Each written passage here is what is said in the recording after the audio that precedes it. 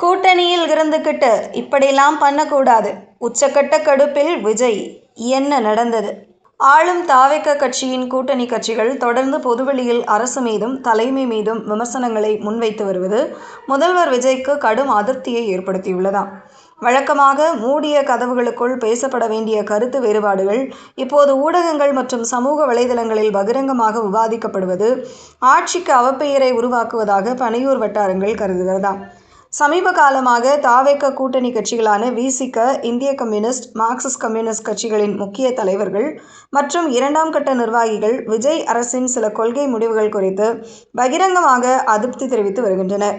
கூட்டணி தர்மம் காக்கப்பட வேண்டும் என்று ஒருபுறம் பேசப்பட்டாலும், ஒருபுறம் அரசின் நிர்வாக செயல்பாடுகள் குறித்த விமர்சனங்கள் தொடர்ச்சியாக அரங்கேறி வருகின்றன. இதுகுறித்து பனையூரில் உள்ள முக்கிய மேலிட நிர்வாகிகளுடன் முதல்வர் ஆலோசனை நடத்தியதாக கூறப்படுகிறது. அப்போது கூட்டணி கட்சி தலைவர்கள் தங்களது கோரிக்கைகள் அல்லது கருத்துக்களை நேரடியாக தெரிவிக்கலாம். அதை விடுத்து ஊடகங்கள் முன் நின்று அரசுக்கு எதிராக பேசுவது ஏற்றுக்கொள்ள முடியாது. இது எதிர்க்கட்சிகளுக்குத்தான் சாதகமாக முடியும் என்று விஜய் தனது அதிருப்தியை மிக காரசாரமாக வெளிப்படுத்தியுள்ளார். கூட்டணி கட்சிகள் திடீரென இவ்வளவு காரசாரமாக இறங்கி அடிப்பதற்கு பின்னணியில் எதிர்க்கட்சியான திமுக இருக்கலாம் என்கின்ற பலமான சந்தேகம் பனையூர் முகாமில் உலா வருகிறது.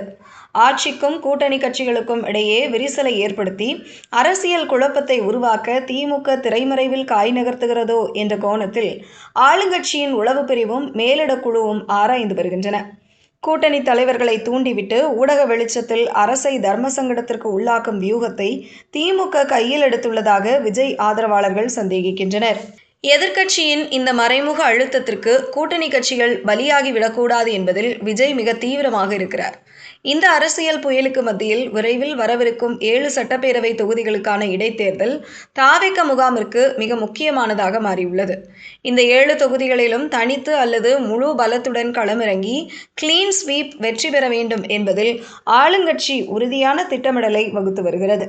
இந்த 7 தொகுதிகளிலும் அமோக வெற்றி பெற்றுவிட்டால் சட்டமன்றத்தில் ஆளுங்கட்சியின் தனிப்பட்ட பலம் கணிசமாக அதிகரிக்கும்.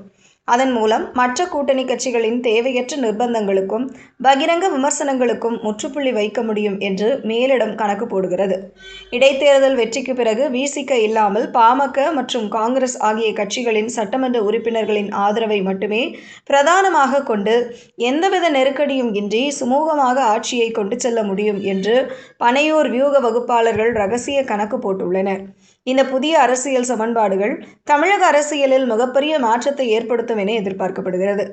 ஒருபுறம் கூட்டணி கட்சிகளின் அதிருப்தியை கட்டுப்படுத்துவது, மறுபுறம் திமுகவின் ரகசிய வியூகங்களை முறியடிப்பது, அதே நேரத்தில் இடைத்தேர்தலில் முழு வெற்றியை கைப்பற்றுவது என விஜய்க்கு அடுத்தடுத்து பல சவால்கள் காத்திருக்கின்றன.